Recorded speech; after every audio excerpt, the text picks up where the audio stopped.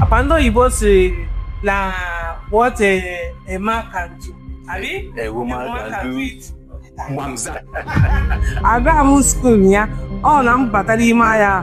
Mo kan sa biko. Ihe ya na ara tin na ni ha na si ya open. Moro ya masịkwa m ka m goro ya. Ka nga tinye pe na shop. Azụmahịa anụwa, ọ nwere ihe ọzọ dị bụgị n'obi isi na ihe chọburu imepu before. Yes. Chọburu wo not. Mana mgbe m bịara kpọlite m na m ka chọrọ not matụkwa a na-eme na ndị nọọsụ adịghị alụ di na biznes ma na-enwekwu more experience more Mgbe asọ na bekee.